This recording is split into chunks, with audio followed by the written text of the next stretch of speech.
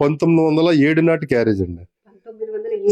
7 నాటి క్యారేజ్ పెట్టిన తర్వాత నేను మామూలుగా జనరల్ గా పోస్ట్ పెట్టాను. పెడితే అనుకోని రీతిలో రెస్పాన్స్ వచ్చిందండి.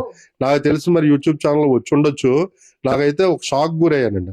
కేవలం 5 రోజుల్లో 1,00,000 మంది సబ్స్క్రైబర్స్ వచ్చారండి. ఒక్క లైక్స్ కామెంట్స్ చాలా వచ్చాయి.